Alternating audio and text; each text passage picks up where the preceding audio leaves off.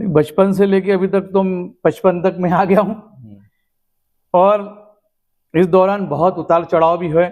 जीवन के विभिन्न क्षेत्रों में, विभिन्न मार्गों पर अनेक बार कठिनाइयों से जूझा हूँ।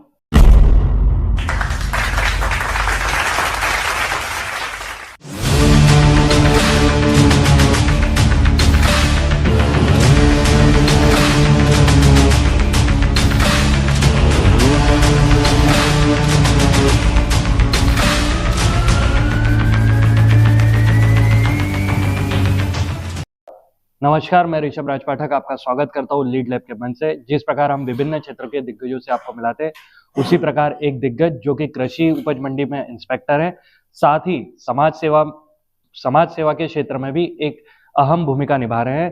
तो हम आज स्वागत करते हैं संतोष सिंह दीक्षित जी का। सर, आपका स्वागत है लीड लैब के मंच। थैंक यू सर, सबसे पहले तो हम चाहेंगे कि आपका एक छोटा सा परिचय हमारे दर्शकों के लिए। जी, मैं संतोष सिंह दीक्षित और मैं भारत की उस संस्कृति से, ग्रामीण क्षेत्र से आता हूँ जिसे माँ इच्छा देवी के नाम से हमारे प्रदेश नहीं, देश विदेश में भी जानते हैं, जहाँ सबकी इच्छा पूरी होती है। मैं ऐसे परिवार से हूँ जिसने हमेशा समाज क्षेत्र में अपना उल्लेखनीय योगदान दिया है। मेरे मदर फादर, मेरी माताजी तो नहीं रही, दोनों को सामाजिक क्षेत्र के लिए राज्यपाल पुरस्कार मिला है, श्रीमती रत्नप्रभा जगन्नाथ सिंह दीक्षित। और मेरा जन्म बुरहानपुर में हुआ, लेकिन मेरा बचपन 10वीं तक मैं ग्रामीण क्षेत्र में रहा। जितना मैंने ग्रामीण क्षेत्र में एंजॉय किया, उस ग्रामीण क्षेत्र से निकल के एक शहरी क्षेत्र से लेके मैं महानगर तक पहुंचा हूं। और अपना मैंने एजुकेशन भी अपने माता पिता के आशीर्वाद से, मैं MBA हूँ, MA इकोनॉमिक्स किया हूँ, मैंने MA इंग्लिश किया, MA सोशियोलॉजी किया हूँ, मैंने BSc साइंस किया और BA आर्ट्स भी किया हूँ। और ये सब करने का मेरा उद्देश्य ये था कि अलग अलग क्षेत्र में हर चीज़ का ज्ञान लेना, किस प्रकार से हम आर्ट्स में कहते हैं कि आर्ट्स ऐसा है, साइंस वैसा है। हमने कहा कि सभी का हम करें, और इस प्रकार से मैंने एजुकेशन अपना लिया। और एजुकेशन पूरा होने के बाद मैं 1990 में कृषि मंडी में आया मैं, और दैनिक वेतन भोगी के रूप में मैंने कार्य किया। 440 रुपये महीने से मैंने अपना जो जीवन चालू किया है। आज मैं 75,000 रुपये ले रहा हूँ। इसके पीछे बहुत संघर्ष की भी कहानी है जो मैं आपको आगे बताऊंगा। जी सर, बिल्कुल। सर, जैसे आपने अपना जो परिचय दिया उससे तो हमको पता चल ही रहा है कि कहीं ना कहीं बहुत सारा संघर्ष भी करा होगा, क्योंकि ग्रामीण क्षेत्र से आते हैं आप। तो हम लोगों का जो पहला प्रश्न रहता है वो यही रहता है कि आपके बचपन से लेके अभी तक का जो आपका सफर है वो एक छोटे से रूप में हमारे दर्शक। बचपन से लेके अभी तक तो 55 तक मैं आ गया हूँ और इस दौरान बहुत उतार चढ़ाव भी हुए। जीवन के विभिन्न क्षेत्रों में, विभिन्न मार्गों पर अनेक बार कठिनाइयों से जूझा हूँ और बहुत सारे संघर्ष करने के बाद आज अगर मैं 440 से 75,000 पे पहुंचा हूं। और अब वहीं से हमारा जो संघर्ष लगातार चलते रहा। इसी दौरान मैं बुरहानपुर ताप्ती मिल का बदली श्रमिक संघ का अध्यक्ष रहा जी, और उस श्रमिक संघ के अध्यक्ष रहते हुए 282 कर्मचारियों को वहां से नौकरी से निकाल दी। उनके लिए भी मैं खड़ा रहा। हमने मई के महीने में जब नौतपा होता है, उस समय हम नौतपा में हमने वहां के MD स्वर्गीय त्रिपाठी जी अब नहीं रहे, हमने उनको भी उस नौतपे में खड़ा किया। हम भी खड़ा रहे 3 घंटे 4 घंटे, शासन प्रशासन के लोग भी खड़े रहे। हमने बोला हमारे कुछ तो लोग लेना पड़ेंगे, लेकिन उन्होंने सर हम नहीं ले सकते, मजबूरी है, हमारे यहाँ पे अभी उतनी इनकम सोर्स नहीं रही। हमने लेना तो पड़ेगा। तो 7 लोग लिए गए, लेकिन हमने सोचा कि ऐसे कुछ होने वाला नहीं। हमने लेबर कोर्ट में इसका प्रकरण दर्ज किया। हमारे करपे साहब, हमारे वकील साहब थे, 282 लोगों को वापस नौकरी पर रखवाया। बाकायदा सीनियरिटी, बैक वजह सब मिला उन्हें जी। मीन्स की कर्मचारियों के लिए आप हमेशा तत्पर रहे। और वैसे तो मुझे मेरी टीम ने भी बताया कि आप विभिन्न संस्थाओं के पदाधिकारी भी, और प्रदेश लेवल पे आपने बहुत सारे कार्य करे हैं। तो वो क्या उपलब्धि है और वो कौन कौन सी संस्था है? देखिए, मैं सबसे पहले बताना कि मैं मंडी कर्मचारी महासंघ का प्रदेश अध्यक्ष हूँ और national movement of old pension scheme का मैं प्रांतीय संयोजक हूँ। जिले के संयुक्त मोर्चे के जितने विभिन्न कर्मचारी संगठनों को मैं जिला संयुक्त मोर्चा हमने बनाया उसका संयोजक हूँ। इसके अलावा मैं अपने राजपूत समाज का अखिल भारतीय क्षत्रिय महासंघ प्रदेश का उपाध्यक्ष हूँ जी।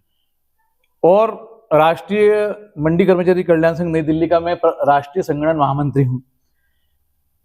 इसके अलावा मेरे को 2-3 दायित्व और मिले थे, वो मैंने स्वीकार नहीं किए क्योंकि मुझे ऐसा लगा कि जितना ज्यादा क्षेत्र होगा उतने फिर मैं अपनी जिम्मेदारी पूरी नहीं कर पाऊंगा। मैं बहादुरपुर सुत मिल का भी उपाध्यक्ष रहा हूँ और इस दौरान मैं आपको बताना चाहता हूँ, सबसे पहले मैं मंडी को लेकर बताता हूँ। मैं मंडी कर्मचारी महासंघ का मैं पहले दैनिक वेतन भोगी का जिलाध्यक्ष था, फिर मेरे प्रोग्रेस हुई, मैं संभागीय अध्यक्ष बना, फिर मैं प्रदेश महामंत्री बना, फिर मैं मंडी कर्मचारी महासंघ का प्रदेश अध्यक्ष बना।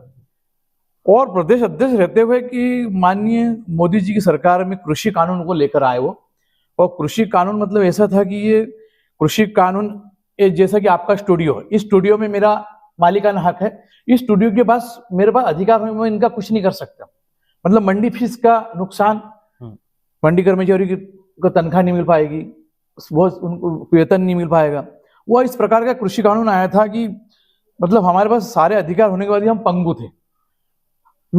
हमने उसके खिलाफ आंदोलन लड़ा, हमने एक संयुक्त मोर्चा बनाया, फिर हमने भोपाल लेवल पर हम उसमें 5 संगठन शामिल हुए और मैं 22 दिन भोपाल रहा, घर बार छोड़ के। मैं, मेरे साथ हमारे मित्र सदानंद कापसे, वो भी मंडी में ही हैं, और अंगिरा पांडे जी, फौजदार जी, जसवंत सिंह ठाकुर साहब, वीरेंद्र नरवरिया, नयन सिंह सोलंकी, हमने पूरे मध्य प्रदेश बंद का आह्वान किया। हमने 3 दिन 7 दिन मंडी बंद की और 22 दिन हम भोपाल में मैं पड़ा रहा अपने साथियों के साथ, घर बार छोड़ के, सब कुछ छोड़ के। मैं वहाँ एक रेस्ट हाउस में, मंडी का रेस्ट हाउस था, वहीं रहना, खाना पीना, रहना। और मैंने 22 दिन लगातार सतत मतलब हमारी वहाँ चलते रही। पहले मंडी बोर्ड के हमारे आईएएस संदीप यादव जी थे, फिर वो जो मीटिंग होती थी कि ऐसा कर लो, ऐसा कर लो, ये कृषि कानून से कुछ नहीं होगा। तो जब वो बड़े बड़े अधिकारी जब हमको जब बताने लगे कि कृषि कानून से इस प्रकार के फायदा ये, जबकि मैंने उनको गिना है, कृषि कानून लागू होने सबसे पहले तो यह है कि हम मंडी क्षेत्र में जो लोग 2 नंबर में माल ले जा रहे हैं उसको पकड़ नहीं सकते। वो जो मंडी क्षेत्र के बाहर का जो पैसा हमको नहीं मिलेगा, तो अगर वो पैसा नहीं मिलेगा, मंडी नहीं चलेगी, तो तनख्वाह कहां से होगी? नंबर 1। नंबर 2, आप कह रहे हैं कि इसका नुकसान ये किसानों का नुकसान होगा। उसी दौरान हमारे क्षेत्र से ही कम से एक व्यापारी किसानों के 3 करोड़ रुपए डुबा के भाग गया, शाहजहांपुर में 22 लाख भाग गया, तो कई रीवा में भाग गया। तो इस प्रकार मतलब उसी दौरान कम से 10-15 करोड़ का नुकसान वो हुआ। मैंने उनको बताया, देखिए पेपर कटिंग है, आप चाहे तो हमारे कलेक्टर साहब से पूछ लीजिए। और मेरी उन अधिकारियों से बहुत बहस होती थी। मैंने बोला, देखिए सर, मैं भी कोई थम्सअप नहीं हूँ, मैं भी 5-5 मास्टर डिग्री वाला हूँ, और आप जिस कृषि कानून के फायदे बता रहे हैं, अगर इतना फायदा था, दुख संघ क्यों डूबा? आपकी राज्य परिवहन क्यों डूबा? तिलहन संघ क्यों डूबा? मतलब ये बैठे अधिकारी वहां की, इधर क्यों संविलियन हो, क्या है बताइए ना। नहीं, देखिए सर, आपसे मुलाकात नहीं थी। जो कृषि उत्पादन आयुक्त थे के सिंह साहब, वो उन्होंने समझ गए। मैंने बोला ठीक है, मतलब सर हम आपसे बात नहीं हो सकती, हमारा आंदोलन जारी रहेगा। फिर हम कृषि उत्पादन आयुक्त के सिंह साहब से हमने बैठे बात किए। बोला सर ये ऐसे तो सिंबल नहीं, आप भी जान। बोले नहीं, हम समझ रहे। मतलब देखिए सीएम साहब भी इसमें इन्वॉल्व, तब हम समझौता करेंगे। और हमने कृषि कानून के लिए माननीय शिवराज जी के साथ लगातार 15 दिन हमने बैठक की, रात में उनसे। हम डेली रात को 9 बजे से लेकर 12 बजे तक उनके साथ बैठते थे, डिनर लेते थे, वहीं खाना खाते थे। और उन्होंने कहा कि इस पे बीच का रास्ता निकालें। तो हमने बीच का रास्ता निकाला और उसमें हमने आमेलन करवाया कि मतलब उसमें चपरासी से लेकर बड़ा अधिकारी को पूरा एक सेवा मंडी बोर्ड की माना जाए। मंडी समिति खत्म कर दो, इसमें सबके स्थानांतरण हो, जो घर से दूर है वो भी अपने घर के पास पहुंचे। और हमारे और जो अन्य मांगे थी हमने उसमें पूरा करा और हम कृषि कानून जीते। ये हो गई मंडी बोर्ड की बात। इसके बाद फिर कोरोना काल आया और जब हमारे बहुत सारे साथी जब उस कोरोना के संक्रमण काल में जिनकी मृत्यु हुई और जब वो उनके विधवाओं के हाथ में पेंशन के नाम पे 1000, 1200, 800, 2500, तब हमारी पुरानी पेंशन के संबंध में माथा खुला कि ये तो बहुत विकट परिस्थिति है। फिर हमने वहां से आंदोलन तो हम कर ही रहे थे। हमारे पेंशन के जो राष्ट्रीय अध्यक्ष विजय बंधु जी है और प्रदेश अध्यक्ष हमारे डेहरिया जी हैं, तो चूंकि हम यहाँ लोकल लेवल में करते थे, ऊपर भी करते थे, तो उन्होंने फिर हमको संपर्क किया कि आप पुरानी पेंशन में भी अपना योगदान दीजिए। हमने पुरानी पेंशन में भी योगदान दिया और पुरानी पेंशन के लिए हमने पूरे मध्य प्रदेश यानी पूरे राष्ट्र में 17 राज्यों से विजय बंधु जी पेंशन की रैली जब निकले, बुरहानपुर भी आए जी। बुरहानपुर में भी अभूतपूर्व स्वागत हुआ। इतना बारिश पानी होने के बावजूद भी जिले से 4 से 5 हजार कर्मचारी पति पत्नी सहित वहां आए और उस पेंशन आंदोलन में उन्होंने साथ दिया। और पूरे प्रदेश के संभागों में पेंशन आंदोलन है। हमने सरकार को बताया हम आपके विरोधी नहीं है, हम उस व्यवस्था के खिलाफ है कि माननीय राष्ट्रपति जी, प्रधानमंत्री जी, केंद्रीय मंत्री जी, राज्यपाल, मुख्यमंत्री, सांसद, विधायक जब आप शपथ लेते से ही आप पुरानी पेंशन के हकदार है, तो हमको क्यों नहीं? अगर आप उस बाबा साहब आम्बेडकर जिन्होंने इस संविधान के निर्माता हैं, हम उनकी बहुत आदर इज्जत करते हैं, अगर उनको आप बहुत मानते हैं और अगर उनके नियमों को आप मानते, तो वह नियम जब आप अपने लिए करते, हमारे सच पक्षपात क्यों?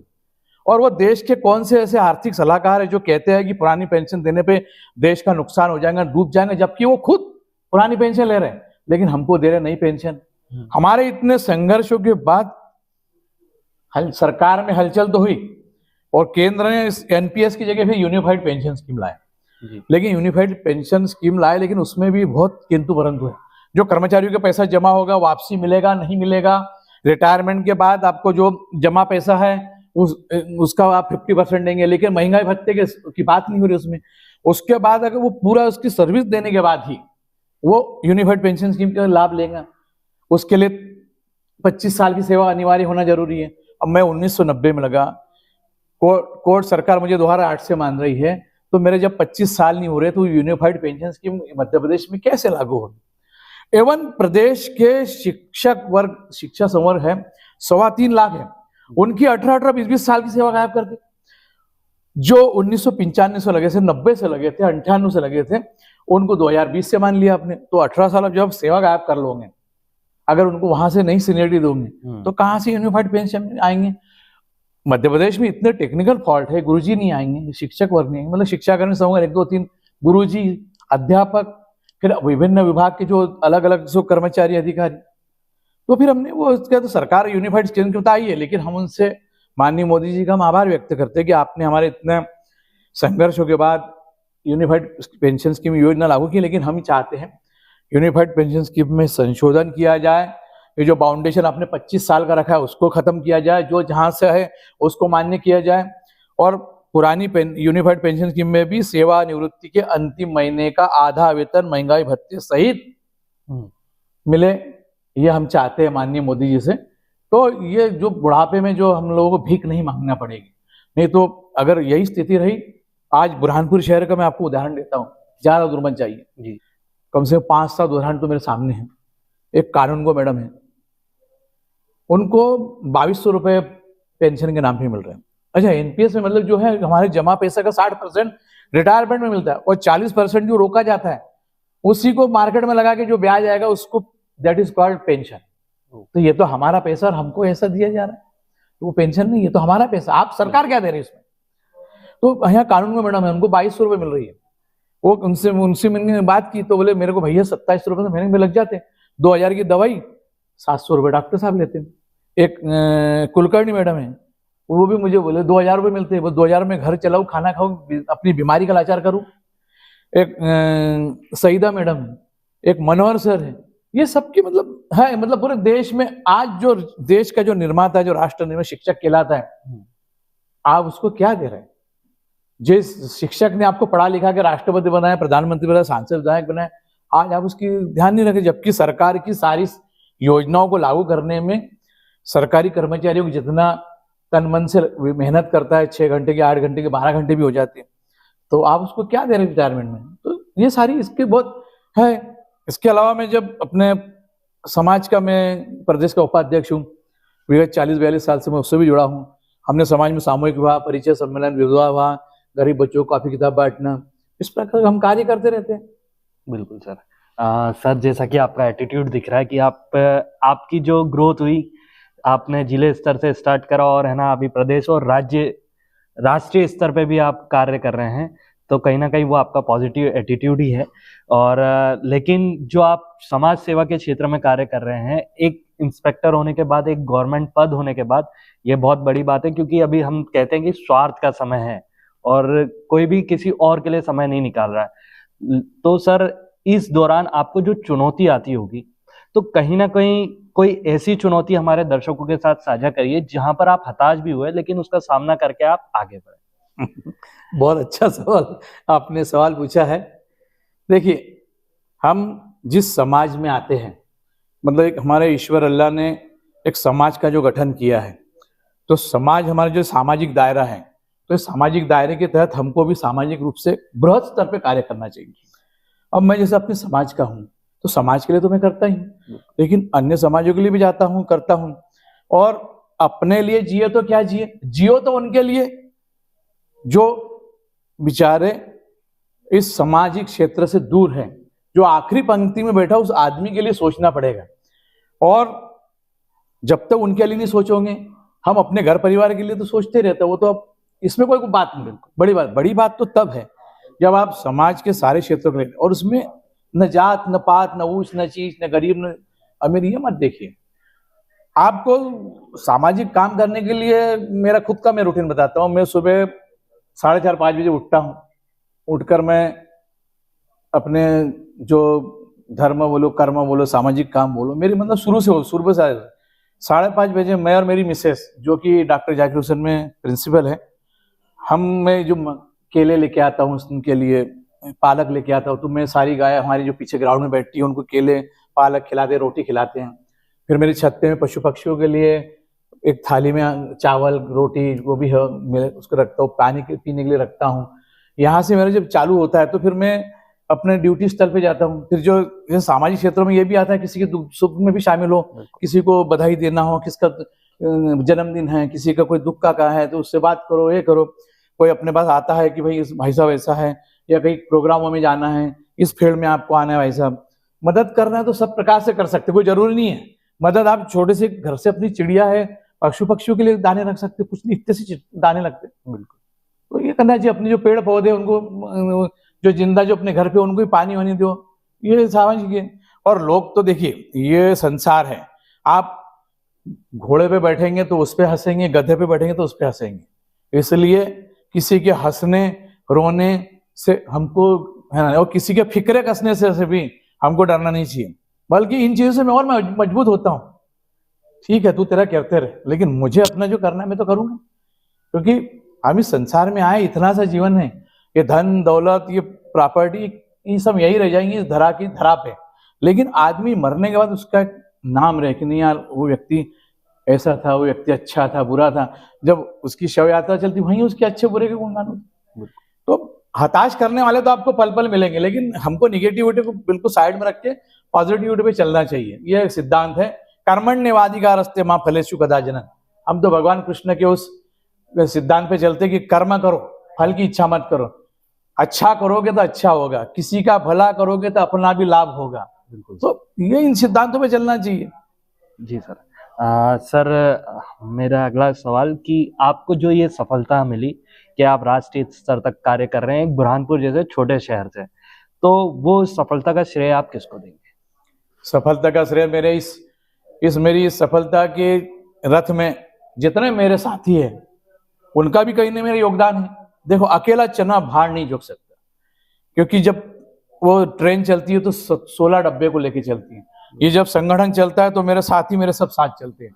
हमको जब संगठन लेके चलना है तो हमको सबके विचारों को सम्मान करना पड़ेगा, सबके आचार विचार मानना पड़ेगा। आप ये मत बोलो कि मैं प्रदेश अध्यक्ष हूँ, मैं जो बोल रहा हूँ सुनो। वहां पर इस प्रकार की वो नहीं चलती। आपको सबका समझ, आपसे भी पूछूंगा, इससे पूछा, हाँ भैया अपनी राय दीजिए, सबकी राय लेके क्या हम ऐसा कर सकते, हम उसमें 3 बात निकालते, बताइए इसमें कौन सा राह चलना भी है। सबको राह लेके चलो, ऊंच नीच चलता है। किसी का कुछ गलत भी हो गया तो उसको बोला ठीक है बेटा गलती हो गई ना, छोड़ उसको, पीछे मत देखो, आगे देखो, पीछे का मत देखो, आगे चलो। गलती होती है, इंसान देखो जो गलती नहीं करे वो इंसान नहीं, इंसान तो गलती का पुतला होता है, पल पल में गलतियां होती, लेकिन सुधार की गुंजाइश रखना चाहिए। पॉजिटिविटी होके हमको अपना काम करना है। बिल्कुल, ये नहीं कि ऐसा वैसा नहीं, सबको साथ, सबका हमारा जब तक नहीं रहेगा हम किसी चीज की सफलता नहीं पा सकती। आपका घर परिवार, आपके माता पिता, भाई बहन, पत्नी, बच्चे, हमारे मित्र, हमारे संगठन के साथी, सबका साथ है इसमें। ऐसा नहीं है कि मेरा अकेला है, नहीं, सबके साथ से ही सफलता हासिल हो सकती है आपको। बिल्कुल सर। सर, एक मैसेज हमारे देश के युवाओं के लिए? मैं अपने देश के युवाओं से यही कहना चाहता हूं, कभी भी जीवन में सेटिस्फाइड मत हो, संतुष्ट नहीं होना कि हमने ये काम कर लिया, अरे बहुत हो गया, अब नहीं। अगर आप सेटिस्फाइड होके बैठ गए तो उसी दिन से आपकी जो एक्टिवनेस खत्म हो जाएगा। इसलिए युवाओं को तो सतत राष्ट्र हित में, देश हित में, अपने समाज के लिए, अपने घर परिवार के लिए पॉजिटिव होके काम करे और कभी सेटिस्फाइड न होने वाले सिद्धांत पे चले तो निश्चित ही उसको मिलेगा। अगर मैं भी सेटिस्फाइड होके बैठ जाता तो आज मैं प्रदेश स्तर पे नहीं पहुंचता, राष्ट्रीय स्तर पर मुझे पद मिला, मैं नहीं पहुंचता। तो मैं आज भी संघर्षशील हूं और जिंदगी हर कदम संघर्ष है। जो जितना संघर्ष करेगा उतनी बड़ी जीत पाएगा, ये मूल मंत्र है। सर, आपने लीड लैब के मंच के सभी सवालों के जवाब बड़े बखूबी तरीके से दिए। हमारा अंतिम प्रश्न कि लीड लैब के मंच पर आकर आपका अनुभव कैसा रहा? बहुत, भारत का ऐसा मंच जो दिखाता है आपका संघर्ष और आपकी सफलता तक पहुंचाने का जो एक माध्यम है लीड लैब, ये मतलब हमारे जो देश के युवाओं से लेके प्रदेश लेवल तक, राष्ट्र लेवल तक ये जब सारी बातें जाती हैं, देखिए हम इस देश में रहे हैं जहाँ महाराणा प्रताप जी, शिवाजी महाराज जी और APJ कलाम साहब, छत्रपति शिवाजी साहू जी महाराज, ज्योतिबा फुले जी, रानी दुर्गावती, रानी झांसी की रानी, अहिल्याबाई, इन्होंने एक छोटे से स्तर से जो लोग आए और इन्होंने जो अपना योगदान एक राष्ट्र के लिए दिया। आज कलाम साहब देखो कितने गरीब परिस्थिति से, 9 भाई बहन थे, लेकिन पढ़ लिख कर उन्होंने आज कहाँ से कहाँ तक पहुंचे, भारत के साइंटिस्ट से भारत के राष्ट्रपति पहुंचे।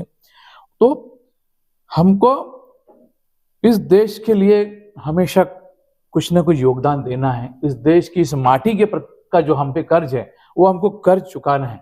तो जो हमारे जो महापुरुष है, जो हमारे आदर्श हैं, गांधी जी हो गए, तो हमको इनके मार्ग पे चलना चाहिए। उनके आदर्शों को जब तक हम जीवन में नहीं अपनाएंगे तो आप नहीं आगे नहीं बढ़ सकते। अपनाने के बाद उस पर चलना भी पड़ेगा। ऐसा नहीं कि बस वो हमने उनका जो आदर्श लिया रटना नहीं है, रट के उस पर चलना है। चल के 2 कदम भी आप चल गए, 1 कदम भी चल गए तो आपका जीवन सफल हो गया। बिल्कुल सर। तो लीड लैब ऐसा माध्यम है जो महान पुरुषों की जो गाथा है, जो हमारे देश की है, उसमें हम तो भाई उनकी तो हम बराबर भी नहीं कर सकते। ये सीखने का होता है कि हमारा युवा भी इसमें सीखता है कि किस प्रकार संगठन हित में कार्य करना चाहिए, समाज हित के लिए कार्य करना चाहिए। आप नौकरी के अलावा और भी कर सकते हैं। आपको समय, अगर आप 2 मिनट के समय मिले तो 2 मिनट में अपने सामाजिक अपना काम कर लो।